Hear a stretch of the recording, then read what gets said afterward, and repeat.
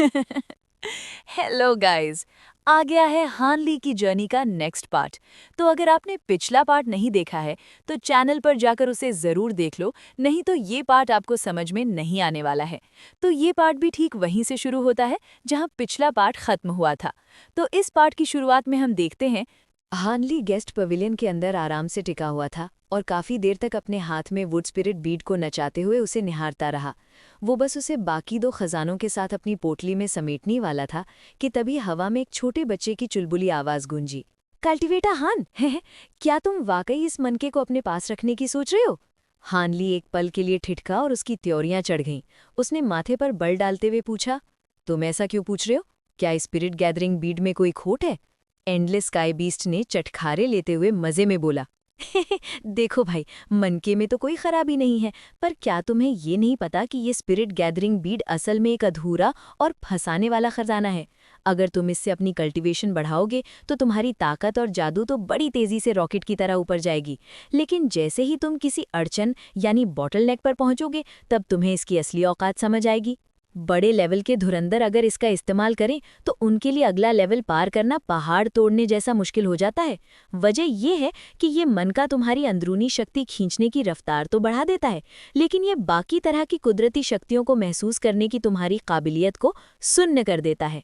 Nascent soul state से नीचे वालों को तो ये समझ नहीं आता, पर तुम जैसे दिग्गज के लिए जिसे ब्रेक थ्रू करने के लिए दुनिया की हर तरह की असली ताकत को महसूस करना पड़ता है, ये मन का फायदे से ज्यादा मुसीबत है।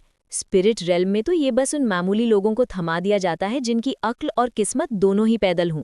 कोई भी असली उस्ताद इसे छूता तक नहीं है। हांडली के चेहरे पर हवाइयां उड़ने लगीं और उसने हैरानी में बोला, हैं? तो इसका मतलब ये हुआ कि ये कीमती चीज मेरे लिए कौड़ियों के भाव की है?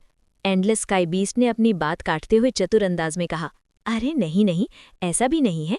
अगर तुम्हें कुछ नायाब लकड़ी वाली चीजें मिल जाएं तो तुम इस मनके को वुड बर्थ बीड में बदल सकते हो। वो तुम्हारी कल्टीवेशन की रफ्तार तो नहीं बढ़ाएगा, लेकिन उसे पूरी तरह से अपने वश में करने के बाद तुम्हें अमर शरीर वाली ताकत मिल जाएगी। माना कि तुम उसे बस एक ही बार इस्तेमाल कर पाओगे, पर मौत के मुंह से बाहर निकलने के लिए वो एक ही बार काफी है।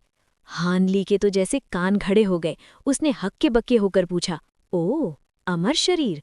हानली के दिल में इस ताकत को पाने की बरसों से तमन्ना थी। उसने आज तक ये करामात सिर्फ खूंखार दानवों या पुराने जमाने के जिन भूतों में ही देखी थी। किसी इंसान के पास ऐसी ताकत हो, ये तो उसने सपने में भी नहीं सुना था। एंडलेस स्काई बीस्ट ने खिलखिलाते हुए बड़े रौब से कहा, बिल्कुल सही सुना। एक वुडबर्थ बीट तुम्हें एक बार मौत को चकमा देने की ताकत देगा। इसे चालू करते ही अगर कोई तुम्हारी गर्दन उड़ा दे या शरीर के दो टुकड़े भी कर दे, तब भी तुम एकदम चंगे हो जाओगे। हानली को यकीन नहीं हो रहा था। उसने शक भरी नजरों से देखते हुए बोला, अरे, पर ये बस एक ही बार काम आएगा तो क्या ये इस्तेमाल करके फेंकने वाली चीज नहीं हुई?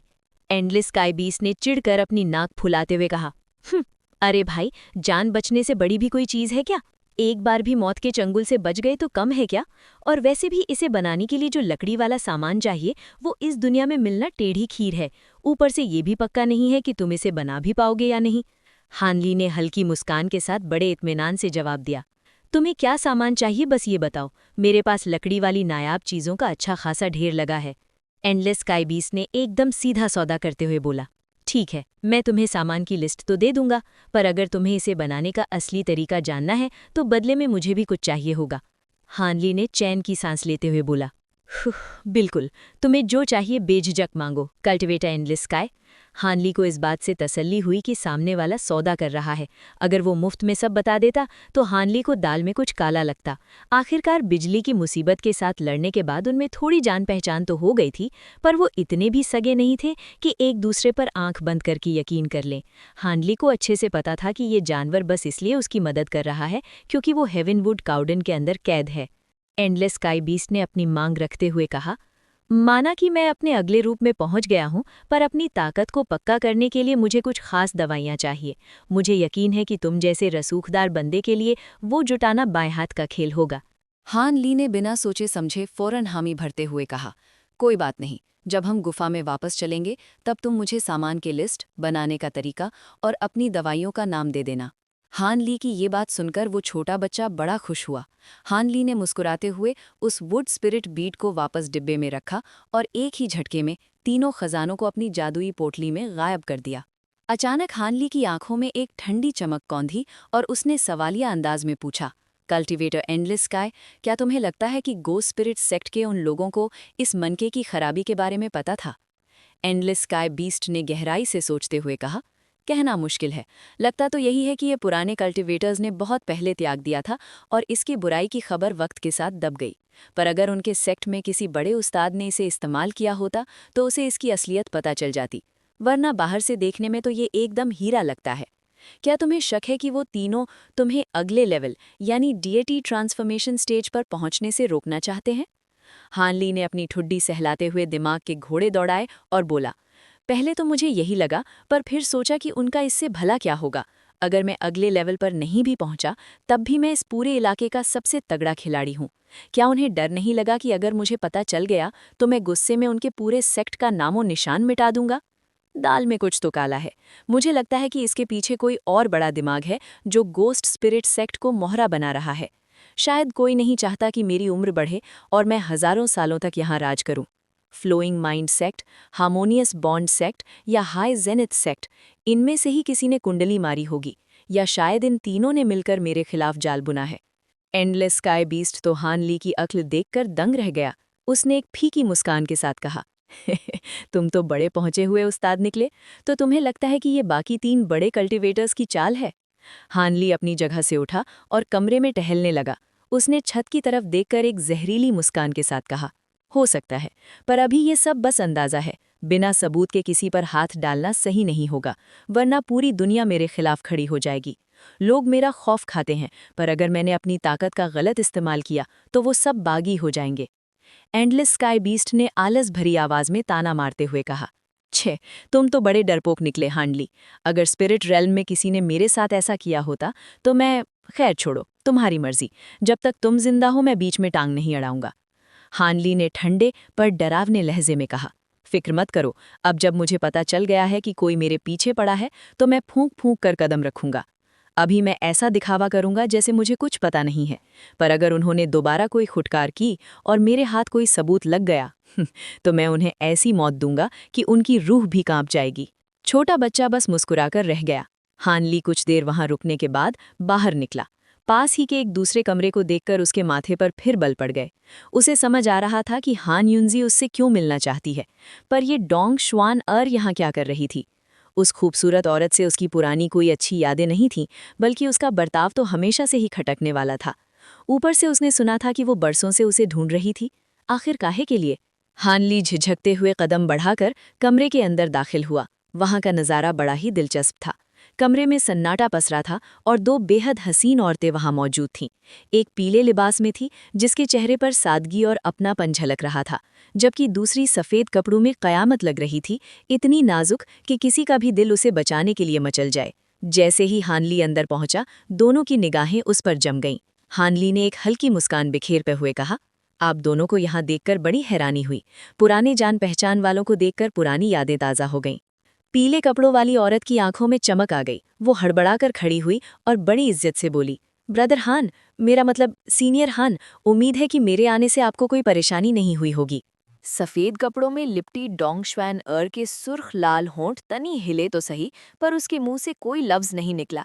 उसके चेहरे का रंग ढंग बड़ा अजीब हो रहा था, जैसे मन में खुशी और जीत का लड्डू भी फूट रहा हो और साथ ही साथ पुरानी कड़वाहट और दूर रहने की नफरत भी झलक रही हो। हान ली ने चेहरे पर एक चौड़ी मुस्कान लाते हुए बड़े प्यार से बोला, ओह कल्टीवेटर हान, तुम्हें यहाँ देखकर कलेजा बाग बाग हो गया। इसमें तकलीफ वाली कोई बात ही नहीं है। और देखो, अब मुझे ये सीनियर मीनियर कहना छोड़ो, सीधा बड़े भाई हान पुकारो। तुम्हारी कल्टीवेशन तो कमाल की है। तुम तो अभी से मिड कोर फॉर्मेशन लेवल पर पहुंच गई हो। लगता है अब देर नहीं जब तुम लेट कोर फॉर्मेशन लेवल का झंडा गाड़ दोगी। पीले लिबास वाली हान योंजी ये सुनकर थोड़ा शर्मा गई और खुशी के मारे उसका सिर खुद ब खुद हाँ में हिलने लगा। हान योंजी ने एहसान मानते हुए दबी आवाज में कहा, बड़े भाई हान, हम यहाँ आपका शुक्रिया अदा करने आए हैं, क्योंकि आपने दो दो बार मेरी जान बख्शी है। अगर आपकी जगह कोई और कल्टीवेटर होता तो मैं तो कब की भगवान को प्यारी हो गई होती। हानली पहले तो थोड़ा चकराया, फिर ठहाका मारकर हंसते हुए बोला, लगता है तुम्हें trial by blood and fire की सारी पुरानी बातें याद आ गई हैं, और तुम्हें ये भी पता चल गया है कि उसके बाद जो हुआ उसका जिम्मेदार मैं ही था। हान ली अनजाने में ही उस लड़की को अपनी छोटी बहन की तरह मानने लगा था और हान युनजी के दिल में भी उसके लिए वही अपनापन था। अभी जुम्मा जुम्मा 4 बातें ही हुई थी कि वो हान ली के बड़े रुतबे को भूलकर उससे ऐसे घुल मिल गई जैसे सच में अपने सगे बड़े भाई से बतिया रही हो। बातों का सिलसिला निकला तो दोनों ग्रेट साउथ मीटिंग और trial by blood and fire की यादों में खो गए। दोनों के चेहरे पर पुरानी यादों की चमक थी। उस वक्त तो उन्होंने सपने में भी नहीं सोचा था कि आज से 200-300 साल बाद वो इस मुकाम पर खड़े होंगे। तब तो बेचारे फाउंडेशन एस्टैब्लिशमेंट वालों को भी सर उठा के ऐसे देखते थे जैसे कोई आसमानी बला हो। तभी हान युनजी को कुछ याद आया और उसने झट से डोंग श्वानर की तरफ मुड़कर मुस्कुराते हुए कहा, अरे हाँ, इस बड़ी बहन डोंग से मैं सेरेमनी के दौरान मिली थी। मुझे पता चला कि ये पहले बड़े भाई हान के ही सेक्ट में थी और ये आपसे कुछ ज़रूरी बात करना चाहती हैं। हान ली ने चेहरे पर बेरुखी लाते हुए डोंग श्वानर की तरफ मुड़कर कहा, फेरी डोंग और मैं वाकई येलो फ्लेम वैली में साथ साथ कल्टीवेशन करते थे, लेकिन फेलो डावस डोंग, तुम्हारी तरक्की तो देख के लगता है कि जहां छोड़ा था वहीं खूंटा गाड़ के खड़ी हो। तुम्हारी कल्टीवेशन रत्ती भर भी आगे नहीं बढ़ी। डोंग श्वानर का चेहरा गुस्से से तमतमा गया और उसने अपने दांत किटकिटाते हुए चिढ़कर बोला, "छ, मेरी ये हालत सिर्फ तुम्हारी वजह से हुई है।" हान ली एकदम हक्का बक्का रह गया। हान युनजी की आंखों में भी हैरानी साफ दिख रही थी कि ये क्या माजरा है। हान ली ने खुद को संभाला। उसे ये बात कतई पसंद नहीं आई। उसके चेहरे पर कालिक सी पुत गई और उसने भारी आवाज में पूछा, फेरी डोंग, इस बात का क्या मतलब है? तुम्हारी रुकी हुई तरक्की का मुझसे क्या लेना देना? डोंग श्वैनर का पारा 7वें आसमान पर पहुंच गया। वो भूल गई कि सामने कौन दिग्गज खड़ा है और गुबार निकालते हुए चिल्लाई, अगर तुम मेरे रास्तों का कांटा यानी इनर डीमन ना बनते तो क्या मैं बार बार लेवल पार करने में नाकाम होती? तुम्हारी ही वजह से मैं इतने सालों से इसी मिड कोर फॉर्मेशन स्टेज पर कुंडली मारकर बैठी हूँ। हान ली धीरे से बुदबुदाया, हाँ, इनर डीमन? डोंग श्वानर ने अपनी भड़ास निकालते हुए बोला, जब मैं यान क्लैन के किले में थी तब मुझे थ्यान बुचेक उठा ले गया और घसीटते हुए हार्मोनियस बॉन्ड सेक्ट ले गया। तब जाकर मुझे पता चला कि मैं तो हार्मोनियस बॉन्ड सेक्ट के ओल्ड डेविल क्लाउड पार्ट की सगी खानदान की वारिस हूँ। वो तो बस एक इत्तेफाक था कि मैं येलो फ्लेम वैली में पहुंच गई। मेरे पैदा होने से पहले ही ओल्ड डेविल क्लाउड पार्ट ने मुझ पर ग्रेसफुल ड्रीम आर्ट नाम की एक सीक्रेट टेक्निक आजमाई थी, जो खूबसूरती और मोह माया से दूसरों को फंसाने वाली विद्या है। इससे तरक्की तो रॉकेट की तरह होती है, लेकिन इसमें सबसे बड़ा रोड़ा होता है मन का डर यानी इनर डीमन। अगर रास्ता साफ हो तो बंदा मक्खन की तरह आगे बढ़ता है, लेकिन अगर कोई मन में बैठ जाए तो पूरी जिंदगी एक ही जगह कट जाती है। यहाँ तक कि कुछ लोगों की ताकत तो बढ़ने की बजाय घटने लगती है। हवा में सन्नाटा पसर गया, सब सन रह गए। हान ली के चेहरे पर एक टेढ़ी मुस्कान आई और उसने पूछा, चलो मान लिया, पर मैं भला तुम्हारा इनर डीमन कैसे बन गया? हमारी तो ठीक से मुलाकात भी नहीं हुई।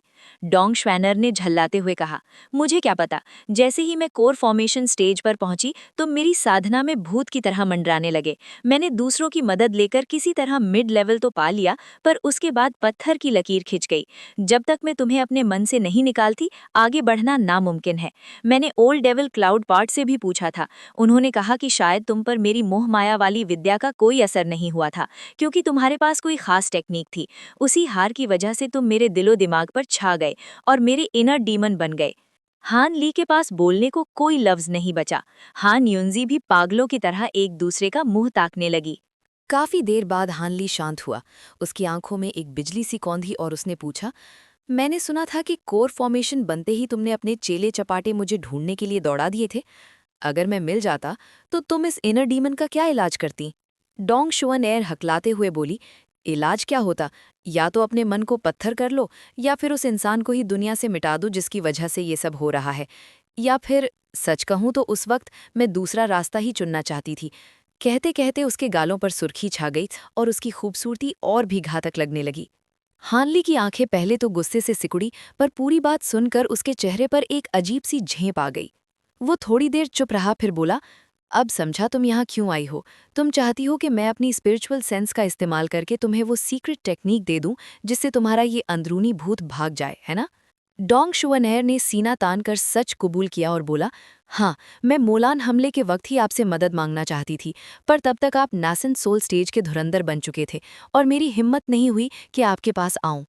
हानली ने हल्की मुस्कान के साथ पूछा, तुम्हें इतना यकीन कैसे है कि मैं तुम्हारी मदद करूंगा ही? डोंग शुअनएयर ने मायूसी और थोड़े गुस्से के साथ कहा, आप इस पूरे हेवनली साउथ रीजन के नंबर 1 दिग्गज हैं। पता नहीं आप मुझ जैसी मामूली कोर फॉर्मेशन वाली की मदद करेंगे भी या नहीं, पर अगर मुझे नैसेंसोल स्टेज तक पहुंचना है तो बस आप ही मेरी आखिरी उम्मीद है। हानली ने ठहर कर बोला, देखो, हमारे बीच पहले जो भी रहा हो, पर हम एक ही सेक्ट के साथी थे, और तुम्हारी इस मुसीबत की जड़ कहीं ना कहीं मैं ही हूँ। ये मेरे लिए कोई बड़ा काम नहीं है। चलो, मैं तुम्हारी मदद कर दूंगा। डोंग शुवनैर की बाँछें खिल गईं और वो खुशी से उछल पड़ी। हाँ, क्या सच में? हानली ने उसे टोकते हुए कहा, मेरे आज के रुतबे के लिए ये बच्चों का खेल है, मैं झूठ क्यों बोलूंगा, लेकिन याद रखना, इसके बाद हमारा एक दूसरे से कोई वास्ता नहीं रहेगा। आगे की कल्टीवेशन में मेरे पास मदद मांगने मत आना। डोंग शुअनैर का चेहरा सफ़ेद पड़ गया। वो थोड़ी देर गुमसुम खड़ी रही, फिर पत्थर जैसा चेहरा बनाकर बोली, आपने एक बार मदद की, यही बहुत है। मैं दोबारा आपको परेशान करने की जरूरत नहीं करूंगी। हानली ने चैन की सांस लेते हुए कहा, ठीक है, 3 दिन यहाँ आराम करो। 3 दिन बाद मैं आकर तुम्हारा ये इनर डीमन हमेशा के लिए खत्म कर दूंगा। डोंग शुअनैर ने बस धीरे से सिर हिलाया और चुप हो गई। इसके बाद हानली और हान युनजी ने थोड़ी देर और गप्पे मारी और फिर वो वहां से चला गया। 5 दिन बीत गए। डोंग शुअनैर और हान युनजी एक एक करके ड्रिफ्टिंग क्लाउड सेक्ट से रुखसत हो गईं और अपने अपने सेक्ट, कंट्रोलिंग स्पिरिट और हार्मोनियस बॉन्ड वापस लौट गईं। हानली की मदद के बाद अब डोंग शुअनैर के रास्ते का पत्थर हट चुका था और वो मज़े से लेट कोर फॉर्मेशन तक पहुंच सकती थी। उधर हान युनजी की तो चांदी हो गई। हानली ने उसे ढेर सारे खजाने और जादुई गोलियां दी और कंट्रोलिंग स्पिरिट सेक्ट के बड़े बुजुर्ग के नाम एक चिट्ठी भी थमा दी। जब हानली नीली रोशनी की तरह तेजी से अपनी गुफा के सामने उतरा तो वहां सफेद लिबास में परी जैसी दिखने वाली एक जवान औरत मुस्कुराते हुए उसका इंतजार कर रही थी। जैसे ही हानली पहुंचा, उसने मीठी आवाज में पूछा, अरे, छोटी बहन युनजी इतनी जल्दी क्यों चली गई? आप उसे कुछ दिन और रोक सकते थे। हानली ने मुस्कुराते हुए अपना सिर झटका और कहा, उसकी जरूरत नहीं है। जितने दिन वो यहाँ रही उतना काफी था। नैंगोंग वान ने चुटकी लेते हुए कहा, वैसे मुझे तुम्हारी उस दूसरी जान जीलिंग के बारे में कुछ खबर मिली है। वो कुछ साल पहले ही नासन सोल स्टेज पर पहुंच गई है और अब ग्रेट जिन की यात्रा पर निकल गई है। शायद अब काफी समय तक तुम्हें उसके दीदार नहीं होंगे। हानली मुस्कुराया और बोला, जीलिंग में काबिलियत तो कूट कूट कर भरी थी। उसका नासन सोल बनना कोई अचरज की बात नहीं है। वो यहाँ रहे या कहीं और, इससे क्या फर्क पड़ता है? अगर किस्मत में होगा तो दोबारा मिल ही जाएंगे। वैसे कुछ ही दिनों में मेरी जादुई चीजें बनाने का सामान आने वाला है और उसके बाद मैं लंबी साधना यानी सिक्लूजन में जाने वाला हूँ। मुझे जल्द से जल्द लेट नासन सोल स्टेज के शिखर पर पहुंचना है और ग्रेट डेवलपमेंट टेक्निक को पूरा सीखना है। उसके बाद मैं उन 5 तरह की बर्फीली आग को अनब्रोकन सिंक डेविल्स के साथ मिला दूंगा। नैंगोंग वान ने प्यार से सिर हिलाया और बोला, ठीक है, मैं भी यही सोच रही थी कि क्यों ना मैं भी लेट नासन सोल स्टेज के लिए कोशिश करूं।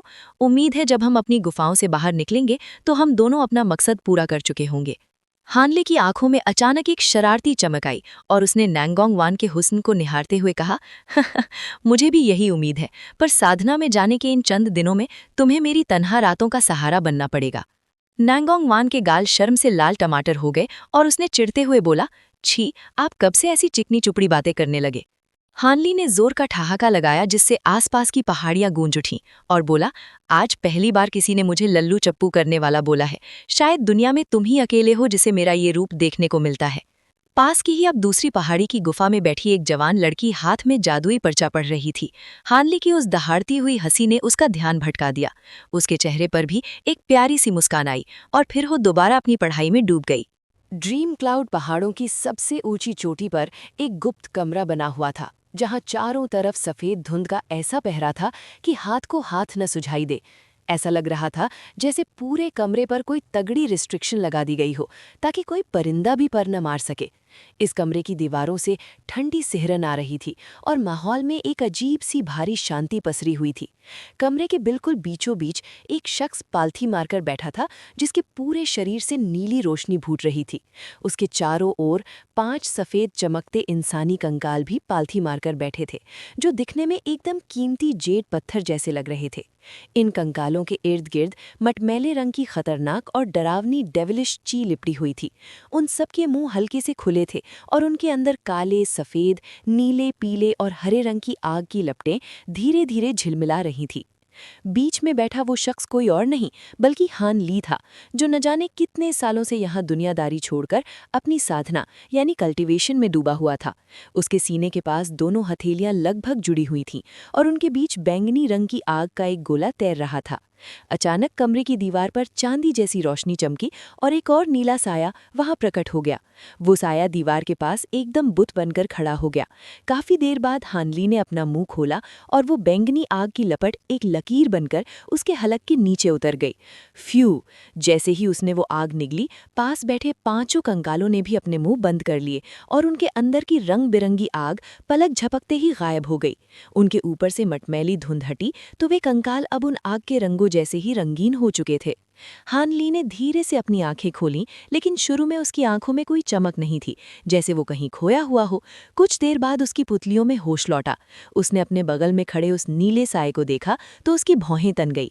वो साया असल में एक ह्यूमनॉइड पपेट था, जिसे हान ली ने गुफा के बाहर पहरेदारी के लिए छोड़ा था। वो उसे बीच बीच में अपनी सेकंड नेसेंट सोल से तालमेल बिठाने के लिए बुलाता था, लेकिन आज उसका अचानक अंदर आना खतरे की घंटी थी। हान ली ने सोचा कि आखिर ऐसा क्या पहाड़ टूट पड़ा जो उसकी सेकंड नेसेंट सोल और इस ताकतवर पपेट से भी नहीं संभला। उसने तुरंत अपनी स्पिरिचुअल सेंस उस पपेट की तरफ दौड़ाई और उसके दिमाग की बातें पढ़ना शुरू किया। लगभग 15 मिनट बाद हानली के चेहरे पर एक अजीब सा भाव आया। उस पत्थर जैसे खड़े पपेट ने अपना हाथ उठाया और अपनी कमर पर लटके झोले से एक टूटी हुई जेड की पट्टी निकाली और हानली को थमा दी। हानली ने जब उसमें अपनी अंदरूनी शक्ति डाली तो उस पर छोटे छोटे लाल अक्षर उभर आए। हानली ने उन लकीरों को पढ़ा और गहरी सोच में डूब गया। हानली ने अपनी सालों से जंग लगी भारी आवाज में कहा, कल्टीवेटर एंडलेस स्काई, तुम भी जाग गए हो ना? लगता है हमें यहाँ डेरा डाले हुए बहुत अरसा बीत गया है।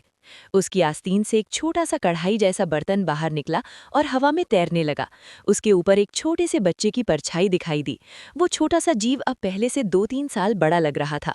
एंडलेस स्काई ने अपनी नन्ही आवाज में हैरान होते हुए बोला, अभी तो ज्यादा 120-130 साल ही हुए हैं। ये कोई बहुत लंबा समय नहीं है। आखिर क्या बात हो गई? क्या तुम अपनी साधना बीच में ही छोड़ना चाहते हो? तुम अपनी बर्फीली आग और उन 5 शैतानों को मिलाने के एकदम करीब हो। बस 10 साल की बात और है, फिर ये 5 शैतान उन 5 तरह की बर्फीली आग को पूरी तरह काबू कर लेंगे। अभी बाहर निकलना तो मेहनत पर पानी फेरने जैसा होगा। हैनली ने अपना सिर झटके से हिलाया और बोला, ये कोई बड़ी बात नहीं है, वापस आकर इसे फिर से शुरू कर दूंगा। बात यह है कि इस मिरर डिस्टेंस टैलिस्मन से मुझे स्टार स्कैटर्ड सीज की खबर मिली है। मैंने कभी स्टार पैलेस के उन 2 बुजुर्गों से वादा किया था और अब उनकी बेटी लिंग यूलिंग मुसीबत में फंसी है। मैं उसे ऐसे ही मरने के लिए नहीं छोड़ सकता। एंडलेस स्काई ने चुटकी लेते हुए अंदाज में कहा, ओह, स्टार पैलेस के वे दोनों दिग्गज, वे तो कब के अपनी उम्र पूरी कर चुके होंगे। अगर वे जिंदा होते तो उनकी बेटी तुमसे मदद की भीख क्यों मांगती? जरूर वे अब इस दुनिया में नहीं रहे। हैनली ने संजीदगी से कहा, संदेश में उनका कोई जिक्र नहीं है तो पक्का वे चल बसे हैं, पर मेरे लिए ये एक मौका भी है। मुझे हमेशा से स्टार पैलेस की उस खास तकनीक डिवाइन एसेंस फ्यूज्ड लाइट में दिलचस्पी रही है। अगर मुझे डीटी ट्रांसफॉर्मेशन के लेवल तक पहुंचना है तो यही रास्ता सबसे सही है। इस बहाने मैं वो तरीका हासिल कर लूंगा। एंडलेस स्काई ने उसे आगाह करते हुए बोला, मैंने आज तक ऊपर की दुनिया में इस तकनीक का नाम नहीं सुना। लगता है यहीं के किसी बंदे ने इसे ईजाद किया है। कहीं तुम बहुत सारी चीज़ों के चक्कर में अपनी असल मंजिल न भूल जाओ। हैनली ने तसल्ली देते हुए बोला, मुझे सब याद है। पहले मैं नेसेंट सोल के आखिरी पायदान पर पहुंचूंगा, फिर अपनी बर्फीली आग से आगे बढ़ने की कोशिश करूंगा। अगर बात नहीं बनी तब इस तकनीक का सहारा लूंगा। हैनली ने एक ठंडी आह भरी और बोला, लेकिन अभी उस आखिरी पायदान तक पहुंचने में भी कम से कम 50-60 साल लगेंगे, और वो भी तब जब मैं ढेर सारी कीमती दवाइयाँ यानी पिल्स खाता रहूं। सिर्फ ध्यान लगाने से तो 100 साल भी कम पड़ेंगे। उसे उस पुरानी जादुई बगिया के फ्यूशिया क्लाउड पिल्स की याद आई, जिनसे उसकी ताकत कई गुना तेज बढ़ सकती थी, पर अफसोस कि उन्हें बनाने वाली जड़ी बूटियां अब दुनिया से खत्म हो चुकी थीं। खैर, उसने इन सालों में अपनी उस जादुई शीशी के हरे पानी को बेकार नहीं जाने दिया था। उसने उससे अपनी आंखों को साफ किया और अपने जादुई कीड़ों को पाला पोसा। अब हैनली की आंखें इतनी तेज हो चुकी थी कि वो बादलों और धुंध के पार 10,000 फीट दूर की चीज भी ऐसे देख सकता था जैसे वो बिल्कुल सामने रखी हो। उसके 12-6 पंखों वाले कनखजूरे यानी 6 विंग्ड फ्रॉस्ट सेंटिपीड अब 7वें रैंक के खूंखार शिकारी बन चुके थे, जो पल भर में कोसों दूर तक के इलाके को बर्फ का कब्रिस्तान बना सकते थे।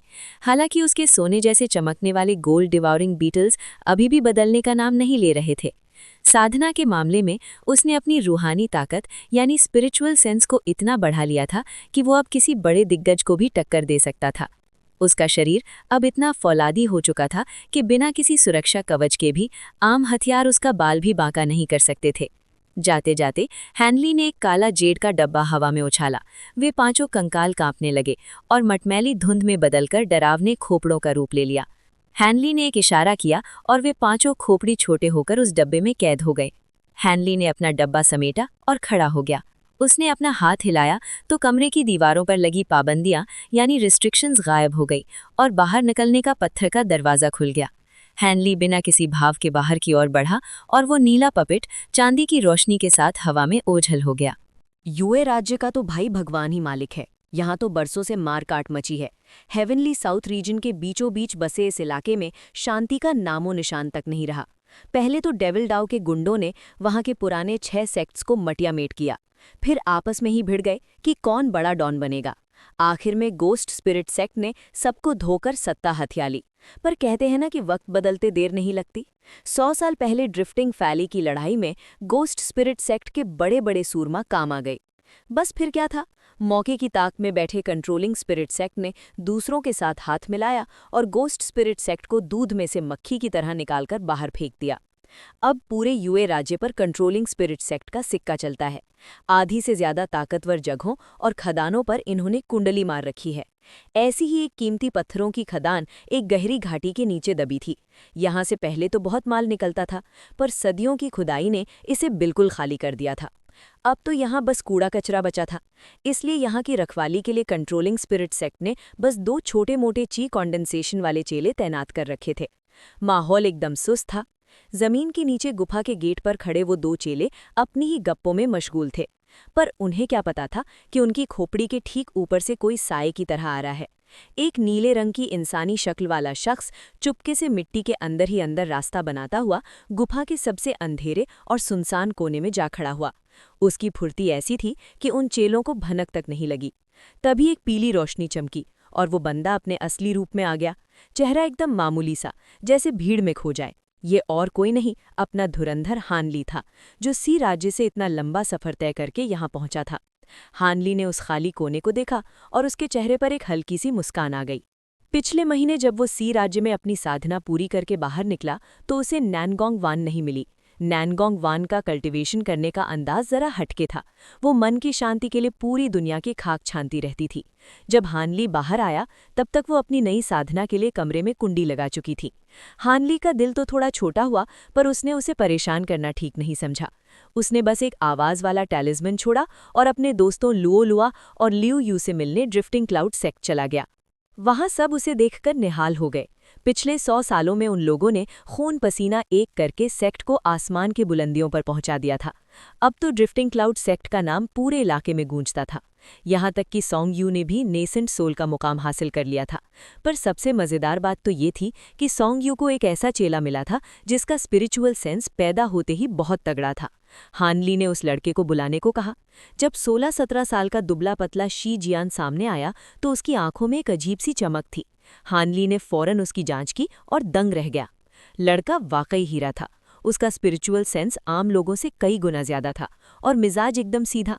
हानली ने खुश होकर दहाड़ते हुए बोला, बबुआ, क्या तुम मेरे चेले बनोगे?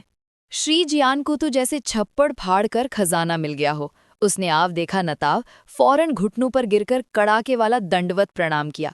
हान ली ने ठहाका मारते हुए बोला, आज से तुम मेरे हुए। हान ली ने उसे अपने पास रखा, नई गुफा बनवाई और ग्रेट डेवलपमेंट ट्रेजर स्क्रिप्चर्स थमा दी। उसने साफ कह दिया कि दिमाग वाली ताकत बढ़ाना सबसे ज़रूरी है, बाकी जो कला सीखनी हो सीख लेना। साथ ही अपनी दूसरी शिष्या टियान किनर को उसे सिखाने की जिम्मेदारी सौंप दी। टियान किनर बेचारी बीमार रहती थी, पर हान ली की गोलियों के दम पर वो भी फाउंडेशन एस्टैब्लिशमेंट तक पहुंच चुकी थी। हान ली के दिल को अब तसल्ली थी। उसने मोनाक ऑफ सोल डाइवर्जेंस को जो वादा किया था उसे पूरा करने का रास्ता मिल गया था। वो सोच रहा था कि जैसे ही ये लड़का काबिल होगा, इसे खजाने और ताकत देकर फार वेस्ट भेज देगा ताकि वहां का सेक्ट फिर से खड़ा हो सके। वहीं मुंह पे लिंग भी जी जान से मेहनत कर रही थी, पर हान ली को यकीन था कि बिना किसी बड़े चमत्कार के उसका नेसेंट सोल बनना नामुमकिन था। खैर, घर गृहस्थी के काम निपटाकर हान ली सीधे यूए राज्य की तरफ उड़ चला। उसे लिंग यू लिंग का भेजा हुआ पैगाम याद था, जिसमें लिखा था कि स्टार पैलेस की हालत पतली है और दुश्मन उन पर काल बनकर टूट रहे हैं। उसे डर था कि कहीं देर न हो जाए। अब वो उसी पुरानी गुफा में खड़ा था जहां सालों पहले उसने टेलीपोर्टेशन फॉर्मेशन को तोड़ दिया था। उसे पता था कि उसे फिर से ठीक करना पड़ेगा। वहां तैनात उन 2 मामूली पहरेदारों की क्या मजाल जो उसे देख सकें।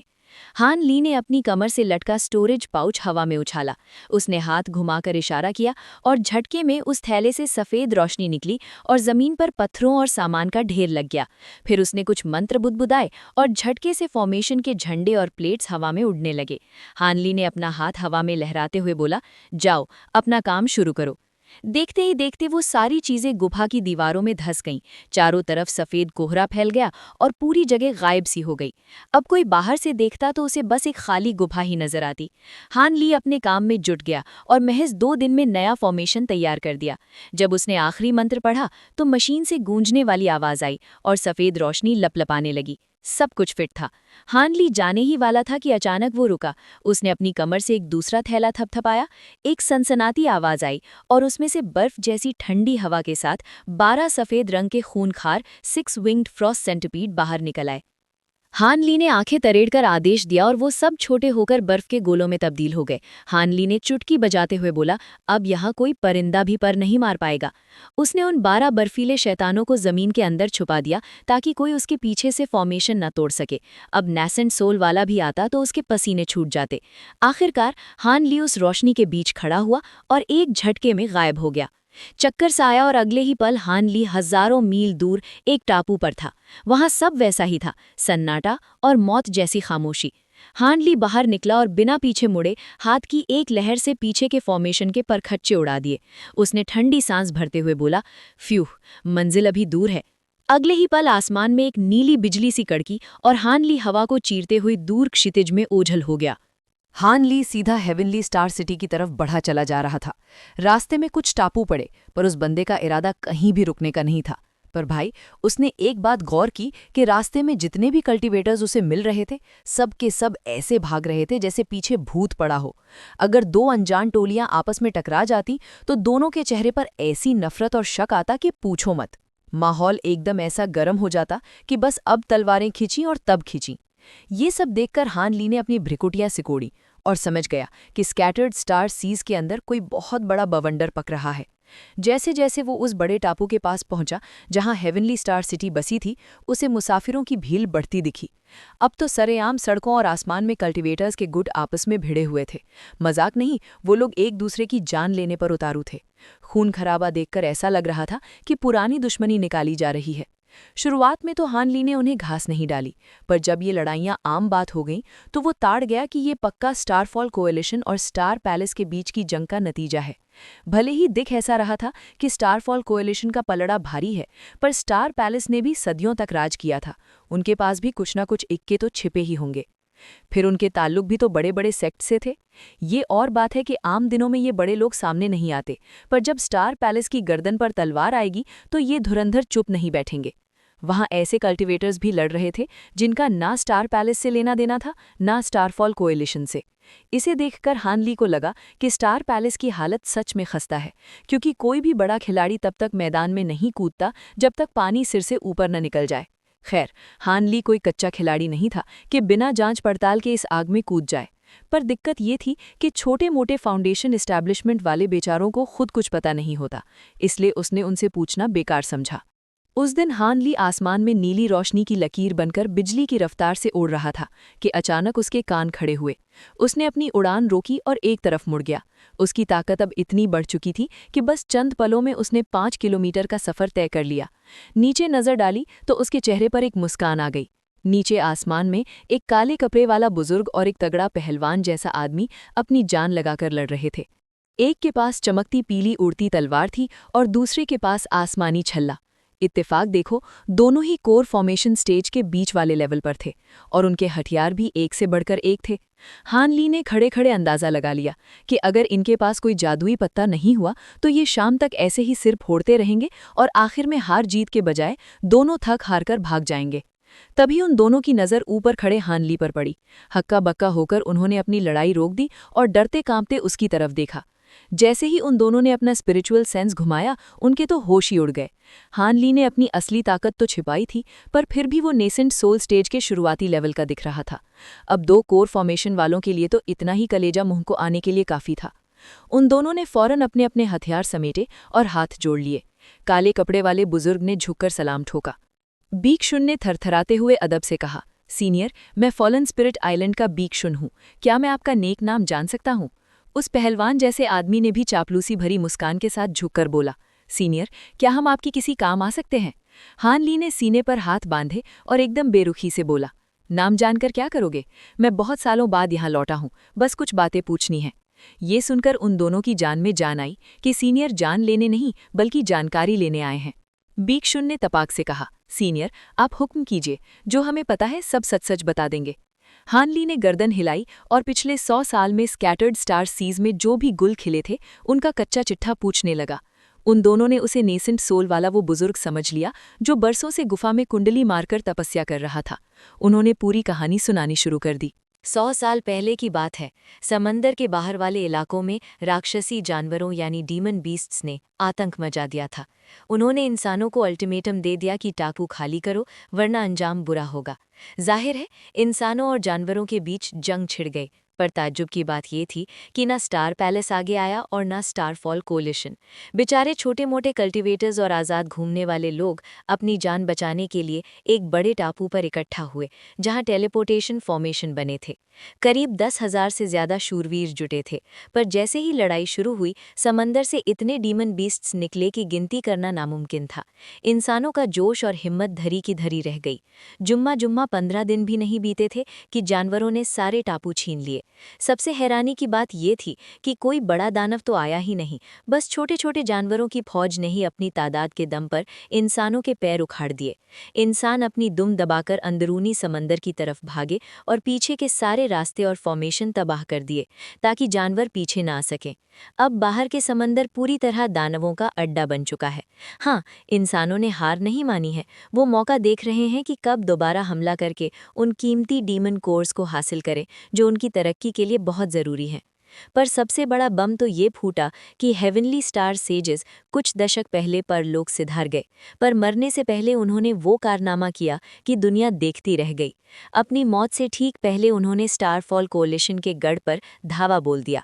अपनी डिवाइन एसेंस फ्यूज्ड लाइट के दम पर उन्होंने कई नेसेंट सोल वालों को गाजर मूली की तरह काट दिया। जब arch saint of the 6 paths और 1 सैंगू को पता चला तो वो अपनी गुफाओं से बाहर निकले। उन्हें लगा था कि सेजेस कभी अपने शहर से बाहर नहीं निकल सकते क्योंकि वो पहाड़ों से बंधे हैं, पर बुजुर्गों ने उन्हें धोखे में रखकर सीधा हमला बोल दिया। सेजेस का इरादा लंबी लड़ाई का नहीं था। उन्होंने एक खौफनाक टेक्निक इस्तेमाल की और अपनी सदियों की कमाई हुई पूरी की पूरी रोशनी को एक साथ धमाके में उड़ा दिया। वो धमाका ऐसा था जैसे कयामत आ गई हो। स्टारफॉल कोलिशन का पूरा ठिकाना मिट्टी में मिल गया। Arch saint of the 6 paths और 1 सैंगू तो धमाके के बिल्कुल करीब थे। बेचारों को भागने तक का मौका नहीं मिला और उनकी आत्माएं भी राख बन गईं। एक झटके में दोनों गुटों के सबसे बड़े दिग्गज दुनिया से साफ हो गए। पर स्टारफॉल कोलिशन का नुकसान कहीं ज्यादा था, क्योंकि उनके बहुत से एल्डर्स और चेले भी उसी धमाके में लपेटे में आ गए थे। इसके बाद लिंग यूलिंग ने स्टार पैलेस की कमान संभाली और अगले 20-30 सालों तक स्टारफॉल कोलिशन को ऐसा रगड़ा कि उनके पसीने छूट गए।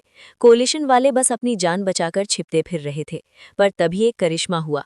मिरियड गेट्स ऑफ एनलाइटनमेंट का सेक्ट मास्टर वन त्यान मिंग इस तबाही के बीच नेसेंट सोल के सबसे ऊंचे लेवल यानी लेट स्टेज पर पहुंच गया। अब तो पासा ही पलट गया। वन त्यान मिंग नया धुरंधर बनकर उभरा और उसने बिखरते हुए कोलिशन को फिर से खड़ा कर दिया। उसने स्टार पैलेस के कई दिग्गजों को मौत के घाट उतार दिया और अपना रौब जमा लिया। अब हालत ये है कि स्टार पैलेस के पास उसके मुकाबले का कोई बंदा नहीं है। स्टारफॉल कोलिशन ने दोबारा अपना खोया हुआ इलाका वापस पा लिया है और अब वो हेवनली स्टार सिटी के दरवाजे पर चढ़ाए हैं। उन्होंने गोस्ट क्रेस्ट्स भेजकर सबको धमकाया है कि या तो हमारे साथ आओ या मरने के लिए तैयार हो हो जाओ। वन त्यान मिंग ने अपनी बात सच साबित करने के लिए कुछ छोटे गुटों को मिट्टी में मिला दिया, जिससे पूरे स्कैटर्ड स्टार सीज में खलबली मच गई है। अब लोग या तो शहर भाग रहे हैं या अपनी गुफाओं में दुबक कर बैठे हैं। कयामत जैसा मंजर है। स्टारफॉल कोलिशन की फौज शहर के पास वाले टापुओं पर डेरा डाल चुकी है और बस आखिरी हमले का इंतजार है। पर हमला कब होगा और कितने लोग जुटे हैं, ये उन दोनों छोटे कल्टीवेटर्स को नहीं पता था। बस इतना तय था कि वन त्यान मिंग अब खेल खत्म करना चाहता है। पूरी जगह जासूसों से भरी पड़ी है और कोई किसी पर यकीन नहीं कर रहा। हान ली ने सब कुछ गौर से सुना और गहरी सोच में डूब गया। उसने उन दोनों डरे हुए कल्टीवेटर्स को जाने का इशारा किया और चुपचाप अपनी अगली चाल सोचने लगा। 2 कोर फॉर्मेशन कल्टीवेटर्स की बातें सुनकर हानली के मन में जो थोड़ी बहुत शंका थी वो अब एकदम साफ हो चुकी थी। मामला आईने की तरह साफ था कि लिंग यूलिंग में मायराट डिस्टेंस टैलिस्मैन का इस्तेमाल करके उसे मदद के लिए सिर्फ इसलिए बुलाया है ताकि वो मायराट गेट्स ऑफ एनलाइटनमेंट के सेक्ट मास्टर का रास्ता काट सके। अब अगर इस वान क्यांग मिंग की बात करें तो हानली ने इसे पहले हेवन वॉइड हॉल में देखा था। उस समय ये बंदा हानली को फूटी आंख नहीं भाया था। हमेशा ऐसा लगता था जैसे इसके दिमाग में कोई ना कोई खिचड़ी बक रही हो। पर हाँ, ये सुनकर हानली को तगड़ा झटका लगा कि उस आदमी ने नेसेंट सोल स्टेज के आखिरी पड़ाव तक पहुंचने में कामयाबी हासिल कर ली है। हेवनली स्टार सेजेस तो बेचारे आज सेंट ऑफ द 6 पाथ्स और वान सांगो के साथ ही ऊपर सिधार गए थे। उन बेचारों ने सपने में भी नहीं सोचा होगा कि पासा पलट जाएगा। उनके हिसाब से तो स्टार पैलेस ने अब तक स्टारफॉल कोएलिशन की चटनी बना दी होगी और पूरे स्कैटर्ड स्टार सीज पर राज कर रहे होंगे। उन्हें क्या पता था कि आज बाहरी मदद के बिना उनकी नैया डूबने वाली है। खैर, हानली की नज़र में ये वान त्यान मिंग कोई बहुत बड़ी तोप नहीं था। उस सेक्ट मास्टर ने नेसेंट सोल के आखिरी लेवल पर कदम हानली के बहुत बाद में रखा था, तो सीधा सा हिसाब है कि वो हानली के सामने टिक नहीं पाएगा। अपनी लंबी तपस्या के बाद हानली की अंदरूनी शक्ति अब पहाड़ जैसी मजबूत हो गई थी और उसका स्पिरिचुअल सेंस भी 7वें आसमान पर था।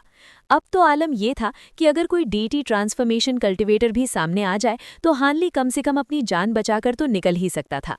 अब हानली के दिमाग के घोड़े डिवाइन एसेंसिफ्यूज्ड लाइट और उस जादुई डिवाइन एसेंसिफ्यूज्ड माउंटेन की तरफ दौड़ रहे थे। लाइट वाली टेक्निक हासिल करना तो बाएं हाथ का खेल था, क्योंकि ये कोई तिजोरी में बंद राज नहीं था। अगर वो स्टार पैलेस की मदद न भी ले तो भी स्कैटर्ड स्टार सीज में थोड़ा हाथ पांव मारने पर उसे ये मिल ही जाती। असली पेंच तो उस डिवाइन एसेंसिफ्यूज्ड माउंटेन का था। वो पहाड़ कोई मामूली पत्थर का ढेर नहीं था, बल्कि पूरी दुनिया में शायद इकलौता था। उसे ये तो नहीं पता था कि लाइट सीखने के लिए वो पहाड़ जरूरी है या नहीं, लेकिन इतना पक्का था कि उसके बिना बात नहीं बनने वाली।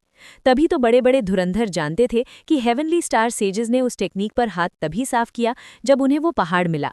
हानली ने ख्यालों की दुनिया से बाहर आकर उन दोनों कोर फॉर्मेशन कल्टीवेटर्स की तरफ बेरुखी से सिर हिलाया और शुक्रिया बोलकर नीली रोशनी की लकीर बनकर हवा में ओझल हो गया।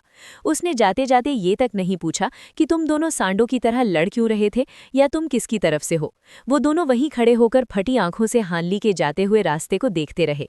जब वो नीला तारा आसमान में पूरी तरह गायब हो गया, तब जाकर उन दोनों ने एक दूसरे को देखा और उनकी आंखों में फिर से वही पुरानी दुश्मनी और नफरत की चिंगारी भड़क उठी। पर हानली के अचानक आने से उनकी लड़ाई का सारा मजा किरकिरा हो चुका था, तो थोड़ा बहुत गाली गलौज करके दोनों अपने अपने रास्ते पतली गली से निकल लिए। अब कहानी का रुख मोड़ते हैं उस समंदर की तरफ जो हेवनली स्टार शहर से हजारों कोस दूर था। लहरों के ऊपर आसमान में कोई 1 दर्जन रोशनी की लकीरें शहर की तरफ तेजी से बढ़ रही थी। ये सब एक ही जैसे कपड़े पहने हुए थे, यानी एक ही गुट के बंदे थे। शहर करीब आता देख इन सबके चेहरों पर थोड़ी चौड़ आ गई थी और आपस में गुफ्तगू भी शुरू हो गई थी। पर तभी अचानक पासा पलट गया। समंदर की सतह से एकदम से सफ़ेद रोशनी का धमाका हुआ और पानी के अंदर से दर्जनों सफ़ेद रोशनी के खंभे ऊपर की तरफ लपके। धमाकों की ऐसी गूंज हुई कि देखते ही देखते ज्यादातर लोग धुएं की तरह उड़ गए। सिर्फ 3 कोर्स फॉर्मेशन कल्टीवेटर्स अपनी जान बचा पाए, क्योंकि उनकी अंदरूनी शक्ति थोड़ी ज्यादा थी। अपने साथियों को राख होते देख उनका कलेजा मुंह को आ गया। उन्होंने फौरन अपनी तलवारें और हथियार निकाले और नीचे समंदर की तरफ घूरने लगे। तभी पानी चीरते हुए 7-8 लोग बाहर निकले और उन तीनों को घेर लिया। उन 3 बचे हुए लोगों में से एक बूढ़े ने सामने वाले को पहचान लिया और गुस्से में तमतमाकर चिल्लाया, स्टारफॉल कोएलिशन के पालतू कुत्तों! तभी एक बीच की उम्र का आदमी, जिसकी शक्ल से ही मक्कारी टपक रही थी, मजे लेते हुए ही ही करके हंसा। मिडिल एज्ड मैन ने हंसते हुए ही ही करके कहा, अरे ये तो व्हाइट वाटर स्वॉर्ड सेक्ट के लू भाई हैं। अगर हम कुत्ते हैं तो क्या तुम तीनों स्टार पैलेस के पालतू नहीं हो? और भाई, तुम्हारी सेक्ट ने तो कसम खाई थी कि तुम इस लड़ाई में बीच बचाव करोगे और किसी का साथ नहीं दोगे। फिर ये पांव आखिर हेवनली स्टार आइलैंड की तरफ क्यों बढ़ रहे हैं? एल्डरली कल्टीवेटर ने नफरत से थूकते हुए दहाड़ कर कहा, हाँ, ये जानते हुए भी अनजान क्यों बन रहे हो? हमारी व्हाइट वाटर स्वॉर्ड सेक्ट हमेशा से स्टार पैलेस की एक शाखा रही है, तो आफत के वक्त उनका साथ देना हमारा धर्म है। फालतू की बकवास बहुत हुई, अब असली काम शुरू करते हैं। उसने अपने साथियों को इशारा किया और तीनों एक साथ लाल, पीली और सफेद रोशनी का गोला बनकर वहां से निकलने की फिराक में तेजी से भागे। उन्हें पता था कि यहाँ उनकी दाल नहीं गलने वाली, इसलिए भागने में ही भलाई है। पर स्टारफॉल कोएलिशन वाले भी घाग निकले। जैसे ही वो तीनों भागने लगे, सामने खड़े 2 कल्टीवेटर्स ने अपने हाथ ऊपर किए और अचानक आसमान में एक नीला जाल फैल गया। उन तीनों को संभलने का मौका तक नहीं मिला और वो उस जादुई जाल में ऐसे फंसे जैसे मछली फंसती है। वो जाल से बाहर निकलने के लिए हाथ पांव मार रहे थे, पर सब बेकार था। मिडिल एज्ड मैन ने ठहाका मारते हुए कहा, लू भाई, अब हाथ पांव मारना बंद करो। ये ऑल इनकम्पसिंग नेट हमारे एल्डर ने हमें खास तौर पर दिया है। तुम जैसे कोर फॉर्मेशन वालों के बस की बात नहीं है इसे तोड़ना। वैसे भी अगर भाग भी गए तो जाओगे कहाँ? पूरी हेवनली स्टार सिटी को हमारे स्टारफॉल कोएलिशन ने घेर लिया है। बस कुछ ही दिनों की मेहमान है वो। चलो अब तुम तीनों को परलोक पहुंचाने का वक्त आ गया है। उसने जैसे ही अपना मुंह खोला, अंदर से एक छोटी सफेद तलवार बिजली की तरह निकली और उन फंसे हुए बेचारों की तरफ झपटी। तभी एक ठंडी और अजनबी आवाज वहां गूंजी जिसने सबका खून सुखा दिया। हैनली ने एकदम शांत अंदाज में कहा, ओ, तो बातों से लग रहा है कि हेवनली स्टार सिटी काफी समय से घिरी हुई है। जरा मुझे भी बताओगे यहाँ चल क्या रहा है? मिडिल एज्ड मैन का तो डर के मारे कलेजा धक से रह गया। उसने घबराकर इधर उधर देखते हुए पूछा, कौन है वहां? बाकी सबने भी अपना स्पिरिचुअल सेंस दौड़ाया, पर उनके हाथ सिर्फ खाली हवा लगी। तभी उन तीनों फंसे हुए बंदों के ठीक सामने एक नीला सा साया उभरा। हैनली ने मुस्कुराते हुए कहा, कहाँ ढूंढ रहे हो? मैं तो यहीं हूँ। एक 20-22 साल का जवान लड़का नीले कपड़ों में हाथ बांधे खड़ा था, जैसे उसे किसी का खौफ नहीं हो। उसके पास खड़े 2 कल्टीवेटर्स ने जैसे ही उसकी अंदरूनी शक्ति को टटोला, उनके होश फाख्ता हो गए। उन्होंने एक साथ चीखते हुए कहा, nascent soul cultivator. Middle aged man ने जैसे ही हैनली की शक्लें देखी, उसका चेहरा सफ़ेद पड़ गया। उसने बिना एक पल गंवाए अपने हाथ से एक इशारा किया और बिजली की फुर्ती से पीछे की तरफ भागने लगा। वो पलक झपकते ही सैकड़ों फीट दूर पहुंच गया। हैनली को थोड़ा ताज्जुब हुआ कि ये बंदा तो उसे देखते ही दुम दबाकर भाग निकला। बाकी लोग तो हक्के बक्के थे कि इतने सारे कोर फॉर्मेशन वालों के होने के बावजूद उनका लीडर ऐसे क्यों भाग रहा है। हैनली ने अपनी भौहें सिकोड़कर कहा, क्या तुम मुझे पहचानते हो? उसने अपनी उंगली से हवा में एक इशारा किया और एक लाल लकीर सीटी जैसी आवाज करती हुई निकली। वो लकीर पल भर के लिए गायब हुई और अगले ही पल दूर भाग रहे उस आदमी की चीख सुनाई दी। वो आदमी आग का गोला बनकर समंदर में जा गिरा और डूब गया। हैनली ने ऐसे हाथ झाड़ा जैसे धूल साफ की हो और वो लाल लकीर वापस उसके हाथ में समा गई। हैनली ने बाकी बचे लोगों को घूरते हुए कहा, अब मेरे सवालों का जवाब दोगी या फिर? भले ही हैनली चिल्ला नहीं रहा था, पर उसकी आवाज में वो कड़वाहट थी कि सबके रोंगटे खड़े हो गए। उन्हें समझ आ गया था कि उनका लीडर क्यों भागा था। ये लड़का कोई मामूली नेसेंट सोल नहीं, बल्कि साक्षात यमराज था। हुक-नोज्ड मैन ने गिगियाते हुए और जबरदस्ती की मुस्कुराहट लाते हुए कहा, सीनियर, माफ करना, जो पूछना है पूछिए। बात यह है कि स्टार पैलेस को हमारी सेना ने चारों तरफ से घेर लिया है, इसीलिए हम यहाँ इतनी निडरता से घूम रहे हैं। हैनली के चेहरे पर एक कुटिल मुस्कान आई और उसने कहा, अच्छा, तो तुम लोगों ने तय समय से पहले ही हमला बोल दिया ताकि उन्हें संभलने का मौका न मिले और रास्ते में जो भी उनके वफादार मिले उन्हें लपेटे में ले लो। चाल तो बड़ी तगड़ी चली है। हुक-नोज्ड मैन ने भीगी बिल्ली बनते हुए कहा, सीनियर, हमें ज्यादा गहराई की बातें नहीं पता। हम तो छोटे मोटे प्यादे हैं, जो हुक्म मिलता है वो कर देते हैं। हैनली ने फिर पूछा, पर स्टारफॉल कोएलिशन कितनी भी बड़ी क्यों न हो, हेवनली स्टार सिटी कोई छोटी जगह नहीं है। हजारों लोग मिलकर भी उसे पूरी तरह से कैसे घेर सकते हैं? हुक वाली नाक वाले बंदे ने डर के मारे थर-थर कांपते हुए बोला, सीनियर, शायद आपको इस बात की भनक भी नहीं है, पर कोलिशन लीडर वैन ने 108 विंड फायर कॉपर पिलर्स गाड़ दिए हैं। उसने दुनिया भर के धुरंधर फॉर्मेशन मास्टर्स को इकट्ठा करके हेवनली स्टार सिटी के चारों तरफ एक तगड़ा हेवनली विंड फायर फॉर्मेशन बिछा दिया है।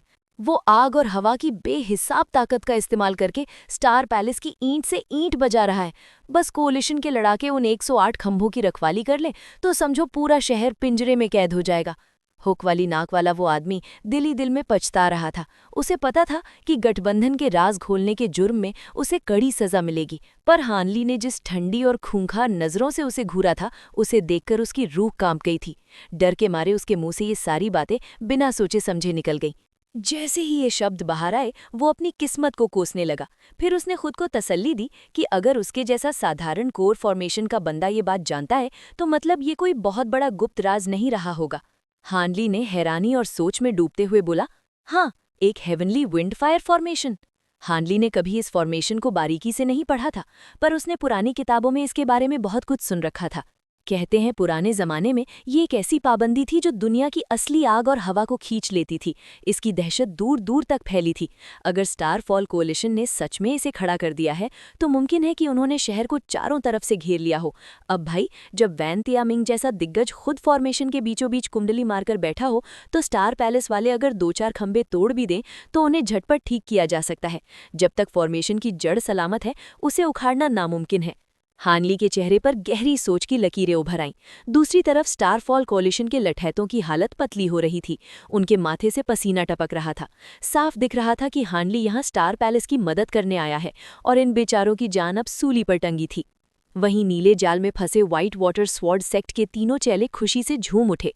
उस बुजुर्ग आदमी ने पूरी ताकत लगाकर चिल्लाते हुए बोला, सीनियर, हम तो स्टार पैलेस की मदद करने आए थे, पर ये स्टार फॉल कोalition की इन्फोर्समेंट डिवीजन के जल्लाद हैं।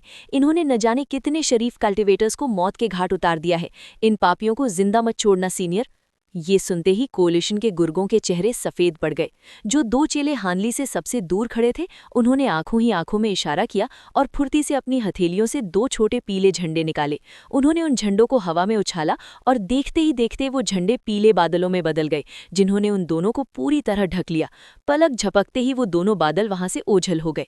अगले ही पल वो पीले बादल 200 फीट दूर दिखाई दिए और फिर से गायब हो गए। हानली ने अपनी आंखें सिकोड़ते हुए हैरानी से बोला, ओह, क्या ये टेलीपोर्टेशन है? तभी उसके चेहरे पर एक ठंडी मुस्कान आई। उसने अपना हाथ हवा में ऐसे झटका जैसे वो उस नीले जाल को पकड़ रहा हो।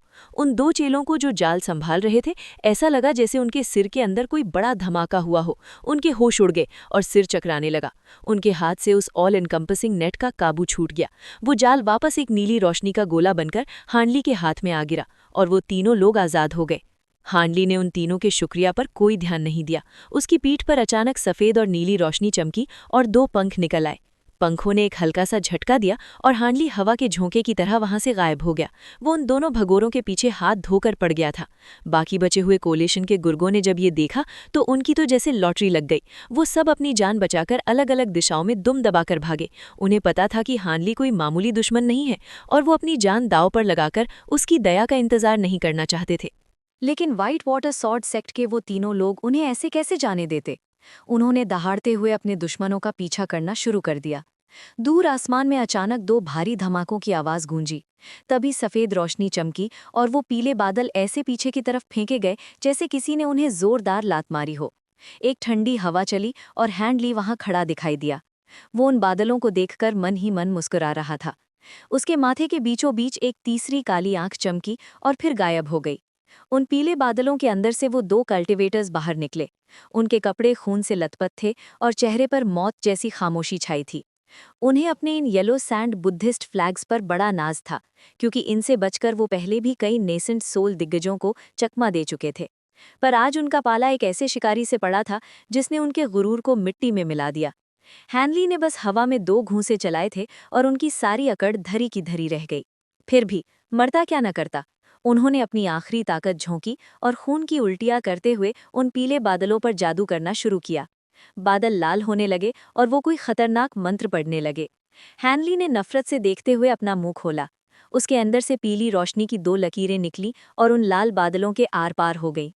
आसमान में 2 दर्दनाक चीखें गूंजी और वो दोनों सीधे समंदर की तरफ गिरने लगे। हैनली ने बेरहमी से अपनी उंगली उनकी तरफ की। उसकी 2 सुनहरी तलवारें प्रकट हुईं और उन दोनों के चारों तरफ बिजली की रफ्तार से घूमने लगी। सुनहरी रोशनी का एक गुब्बार फूटा और वहां खून की बारिश होने लगी। हैनली ने उन्हें संभलने का एक मौका तक नहीं दिया और उनका खेल खत्म कर दिया। उसने हवा में हाथ लहराया और वो लाल बादल वापस पीले होकर उसके पास आ गए। उसने उन पर अपनी मोहर लगाई और उन्हें अपनी आस्तीन में रख लिया। ये पुरानी चीजें भागने के लिए बड़े काम की थी, उसके चेलों के बहुत काम आएंगी। हैनली ने अपनी तलवारें वापस ली और फिर उन बाकी भाग रहे लोगों की तरफ देखा। इतनी देर में वो लोग काफी दूर निकल चुके थे। उनमें से एक तो बस एक काले बिंदु जैसा दिख रहा था। हैनली ने एक ठंडी आह भरी और अपनी कमर से एक थैली निकालकर हवा में उछाली। एक तेज भिनभिनाहट हुई और सुनहरे भौरों का एक बड़ा झुंड बाहर निकला। हैनली के इशारे पर वो झुंड 5 हिस्सों में बंट गया और बिजली की कड़बड़ाहट के साथ अलग अलग दिशाओं में झपटा। कुछ ही देर में दूर आसमान में सुनहरी रोशनी चमकी और वो भौरों के झुंड एक एक करके वापस आने लगे। उनके पीछे व्हाइट वाटर सॉर्ट सेक्ट के वो तीनों लोग भी आ रहे थे, पर उनके चेहरों पर खौफ साफ दिख रहा था। ऐसा लग रहा था जैसे उन्होंने उन भौरों को जीते जागते इंसानों को चट करते देख लिया हो, और उस नज़ारे ने उनका कलेजा मुंह कुला दिया था। हैनली ने जैसे ही भौरों को वापस थैली में डाला, उस बुजुर्ग आदमी ने सर झुकाकर इज्जत से बोला, सीनियर, आपका बहुत बहुत शुक्रिया। अगर आप ना होते तो आज हमारी लाशें भी नहीं मिलती। हैनली ने रूखे अंदाज में बोला, शुक्रिया की कोई ज़रूरत नहीं है, मैं तो बस यहाँ से गुजर रहा था। अब जब हेवनली स्टार सिटी को घेर लिया गया है तो तुम जैसे कम ताकत वाले लोग वहां तक पहुंच भी नहीं पाओगे। बेहतर यही है कि अपने घर लौट जाओ। मुझे फॉर्मेशन तोड़ते वक्त फालतू का बोझ साथ रखने का कोई शौक नहीं है। तीनों समझ गए कि हैंडली सही कह रहा है। उन्होंने दोबारा हाथ जोड़कर शुक्रिया कहा और वापस चले गए। हैंडली ने उन्हें जाते हुए देखा और फिर शहर की तरफ अपनी उड़ान भरी। रास्ते में उसे समंदर के नीचे और चट्टानों के पीछे छिपे हुए कोएलिशन के कई जत्थे दिखे। हालांकि वो पहले वाले ग्रुप जितने तगड़े नहीं थे, पर उनमें भी 2-4 मंझे हुए कल्टीवेटर्स थे। ये लोग वहां इसलिए बैठे थे ताकि शहर से भागने वाले किसी भी बंदे को लपेटे मिले सके। हैनली ने उन पर अपनी अंदरूनी शक्ति खर्च करना ठीक नहीं समझा। वो एक साए की तरह उनके ऊपर से चुपचाप निकल गया। उन बेचारों को पता तक नहीं चला कि मौत उनके सिर के ऊपर से होकर गुजरी है। जब हैनली शहर से करीब 50 किलोमीटर रह गया तो उसे दूर आसमान में लाल रोशनी की लपटें दिखने लगी। पास पहुंचने पर उसने देखा कि पूरा टापू नीली और लाल रोशनी की एक चादर से ढका हुआ है। वहां से बादलों के गरजने जैसी भयानक आवाजें आ रही थीं। हैनली ने अपने हाथ से कुछ इशारे किए और अपनी चमक को एकदम गायब कर लिया। अब वो बिल्कुल धीरे धीरे उस घेराबंदी की तरफ बढ़ने लगा। जैसे जैसे वो करीब आया, वहां का नज़ारा साफ होने लगा। समंदर की लहरों पर हजारों नावें और जहाज चींटियों की तरह तैर रहे थे। कोई जहाज महल जैसा नक्काशीदार था तो कोई मामूली लकड़ी का। कुछ काले लोहे के जहाज धूप में चमक रहे थे तो कुछ कीमती पत्थरों से बने थे। पूरा समंदर जंग के मैदान में तब्दील हो चुका था। तोता जैसी नाक वाले आदमी ने खौफ के मारे कांपते हुए बोला, सीनियर, शायद आपको इस बात की भनक भी नहीं होगी, लेकिन अलायंस के लीडर वॉन ने यहाँ 108 विंडफायर कॉपर पिलर्स गाड़ दिए हैं। उसने दुनिया के मंजे हुए फॉर्मेशन बनाने वाले उस्तादों को इकट्ठा किया और हेवनली स्टार सिटी के चारों तरफ एक तगड़ा हेवनली विंडफायर फॉर्मेशन बिछा दिया है। अब वो हवा और आग की बेहिसाब ताकत से स्टार पैलेस की ईंट से ईंट बजा रहा है। बस अगर अलायंस के ये लड़ाके उन 108 खंभों की रखवाली कर ले गए तो समझो पूरा शहर पिंजरे में बंद हो जाएगा। उस नाक वाले बंदे को अच्छे से पता था कि ये राज खोलकर उसने अपनी शामत बुला ली है और अलायंस वाले उसे कच्चा चबा जाएंगे। लेकिन हानली की वो बर्फीली निगाहें उसके कलेजे के आर पार हो रही थीं। डर के मारे उसके होशो हवास उड़ गए और बिना सोचे समझे उसके मुंह से ये सब निकल गया। जैसे ही बात जुबान से बाहर निकली, वो आदमी पछतावे की आग में जलने लगा। पर फिर उसने सोचा कि जब उसके जैसा मामूली कोर फॉर्मेशन लेवल का बंदा ये बात जानता है तो शायद ये कोई बहुत बड़ा राज नहीं होगा। ये सोचकर उसकी थोड़ी जान में जान आई। हानली ने हैरानी जताते हुए कहा, ओह, तो ये हेवनली विंडफायर फॉर्मेशन का चक्कर है। हानली ने कभी इस फॉर्मेशन को बारीकी से नहीं समझा था, लेकिन पुरानी किताबों में उसने इसके चर्चे खूब सुने थे। कहते हैं पुराने ज़माने में ये एक ऐसी पाबंदी लगाने वाला तरीका था जो दुनिया की हवा और आग को अपनी उंगलियों पर नचाता था। इसका नाम सुनते ही बड़े बड़ों के पसीने छूट जाते थे। अगर स्टारफॉल अलायंस ने वाकई ये जाल बुन लिया है तो मुमकिन है कि उन्होंने शहर को चारों तरफ से घेर लिया हो। अब जब खुद वॉन तियानमिंग उस फॉर्मेशन की जड़ की पहरेदारी कर रहा हो तो स्टार पैलेस वाले अगर 2-4 खंबे उखाड़ भी दें तो उन्हें फिर से खड़ा करना मामूली बात थी। जब तक उस जाल की जड़ सलामत है, उसे पूरी तरह खत्म करना टेढ़ी खीर है। हानली के चेहरे पर सोच विचार के बादल छा गए। दूसरी तरफ स्टारफॉल अलायंस के बंदों की सांसें अटकी हुई थीं और उनके माथे पर पसीना चमक रहा था।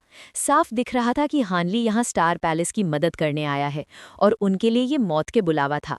तभी नीले जाल में फंसे व्हाइट वाटर स्वॉर्ड सेक्ट के उन 3 लड़ाकों के चेहरे खिल उठे। उनमें से बूढ़े आदमी ने पूरी ताकत लगाकर चिल्लाते हुए कहा, सीनियर, हम तो स्टार पैलेस की मदद करने आए थे, लेकिन अलायंस के इन जल्लादों ने उन हजारों लोगों को मौत के घाट उतार दिया है जिन्होंने स्टार पैलेस का साथ दिया था। इन पापियों को जिंदा मत छोड़ना सीनियर, ये कुत्ते की मौत मरने लायक हैं। ये सुनते ही अलायंस वालों के चेहरे पीले पड़ गए। जो 2 बंदे हानली से सबसे दूर खड़े थे, उन्होंने एक दूसरे को कनखियों से देखा और बिजली की फुर्ती से अपने हाथों में पीले रंग के छोटे झंडे निकाल लिए।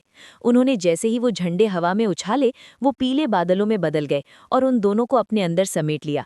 पलक झपकते ही वो वहां से ओझल हो गए और अगले ही पल 200 फीट दूर दिखाई दिए। हानली ने अपनी आंखें सिकोड़ते हुए कहा, हाँ, ये तो गायब होकर भागने वाली टेलीपोर्टेशन की तरकीब है। हानली के चेहरे पर एक तिरछी मुस्कान आई और उसने नफरत से हंसते हुए अपना हाथ हवा में ऐसे घुमाया जैसे वो नीले जाल को मुट्ठी में भींच रहा हो। जाल को काबू करने वाले दोनों अलायंस के बंदों को ऐसा लगा जैसे उनके दिमाग के अंदर कोई बड़ा बम फूट गया हो। उनका सिर चकराने लगा और होश उड़ गए। उनके हाथ से उस नीले जाल का काबू छूट गया और वो नीला जाल सिमटकर रोशनी का एक गोला बन गया जिसे हानली ने लपक लिया। वो तीनों लड़ाके आजाद हो गए। हानली ने उन तीनों के शुक्रिया पर ध्यान नहीं दिया। अचानक उसकी पीठ पर सफेद और नीली रोशनी चमकी और दो बड़े पंख निकल आए। जैसे ही उसने पंख फड़फड़ाए वो एक तेज हवा के झोंके के साथ वहां से गायब हो गया। वो उन भागने वाले लड़ाकों के पीछे शिकारी की तरह झपटा था। बाकी बचे हुए अलायंस के लोग डर के मारे कांप रहे थे। उन्होंने जैसे ही देखा कि मैदान खाली है वो सब अपनी जान बचाने के लिए अलग अलग दिशाओं में दुम दबाकर भागे। उन्हें पता था कि हानली कोई मामूली इंसान नहीं है और उसके आगे हाथ जोड़ना पत्थर से सर फोड़ने जैसा है। लेकिन आज़ाद हुए उन तीनों लड़ाकों के अंदर तो बदले की आग धधक रही थी। वो भी दहाड़ते हुए उनके पीछे लपक पड़े। दूर आसमान में अचानक दो धमाके हुए। सफेद रोशनी चमकी और वो दो पीले बादल ऐसे पीछे की तरफ फेंके गए जैसे किसी ने उन्हें जोरदार टक्कर मारी हो। एक ठंडी हवा चली और हानली वहां खड़ा दिखाई दिया। उसके माथे के बीचों बीच एक तीसरी काली आंख खुल गई थी जिससे काली रोशनी निकली और फिर वो आंख गायब हो गई। पीले बादलों के अंदर छिपे वो दोनों लड़ाके बाहर गिर पड़े। उनके कपड़े खून से लथपथ थे और चेहरे पर मौत का खौफ साफ दिख रहा था।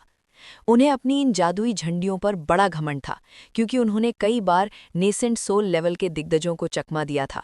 लेकिन आज हान ली के दो मुक्कों ने उनके इस घमंड को मिट्टी में मिला दिया। फिर भी वो हार मानने को तैयार नहीं थे।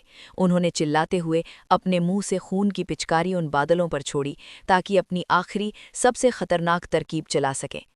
हानली की आंखों में बर्फीली चमक आई। उसने अपना मुंह खोला और पीली रोशनी की दो लकीरें बिजली की रफ्तार से निकलीं और उन खूनी बादलों के आर पार हो गईं।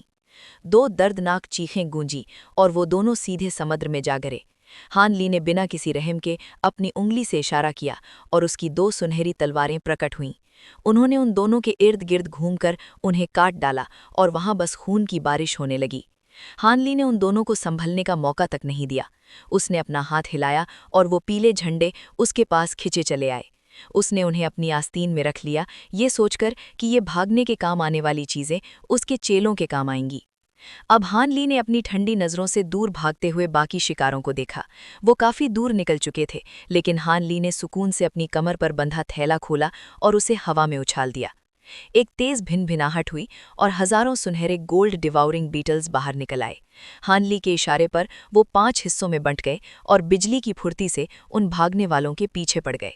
थोड़ी ही देर में वो कीड़े वापस आ गए। उनके पीछे पीछे व्हाइट वाटर स्वॉर्ड सेक्ट के वो तीनों लोग भी आए, लेकिन उनके चेहरों पर ऐसी दहशत थी जैसे उन्होंने साक्षात नरक देख लिया हो। शायद उन्होंने उन कीड़ों को इंसानों को जिंदा खाते देख लिया था। उन कीड़ों को वापस थैले में रखने के बाद उस बूढ़े ने झुककर बड़े अदब से कहा, हो सीनियर, आपका बहुत बहुत शुक्रिया। अगर आज आप न होते तो हमारी लाशों का भी पता नहीं चलता। हानली ने बेरुखी से बोला, शुक्रिया की ज़रूरत नहीं है, मैं तो बस यहाँ से गुजर रहा था। अब जब शहर को चारों तरफ से घेर लिया गया है तो तुम लोग वहाँ पहुँच भी नहीं पाओगे। बेहतर यही है कि अपने घर लौट जाओ।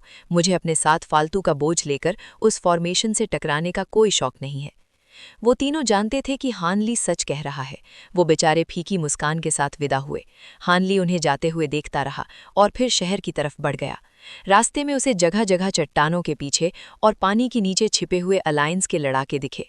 भले ही वो पहले वाले ग्रुप जितने तगड़े नहीं थे, पर हर जगह 2-3 मंझे हुए लड़ाके पहरा दे रहे थे ताकि शहर से कोई परिंदा भी बाहर ना निकल सके। हानली ने उन्हें घास फूस समझा और एक साये की तरह उनके ऊपर से निकल गया। उन बेचारों को पता भी नहीं चला कि मौत उनके सिर के ऊपर से गुजर गई। जब हानली शहर से करीब 50 किलोमीटर दूर रह गया तो उसे दूर आसमान में लाल रोशनी की चमक दिखने लगी। पास पहुंचने पर उसने देखा कि पूरा टापू नीली और लाल रोशनी की एक चादर से ढका हुआ है। वहां से बादलों के गरजने जैसी भयानक आवाजें आ रही थीं। हानली ने अपनी अंदरूनी ताकत को समेटा और खुद को पूरी तरह छुपा लिया। अब वो बहुत धीमी रफ्तार से आगे बढ़ने लगा। शहर के करीब पहुंचते ही नज़ारा साफ हुआ। दूर समुद्र की सतह पर अनगिनत काले धब्बे तैर रहे थे। पास जाकर देखा तो पता चला कि वो सब छोटी बड़ी नावें और जहाज थे। कोई जहाज महल जैसा ऊंचा और नक्काशीदार था तो कोई मामूली लकड़ी का लट्ठा, कोई काले लोहे का बना चमक रहा था तो कोई कीमती पत्थर का। पूरी दुनिया की फौजें वहां डेरा डाले हुए थीं।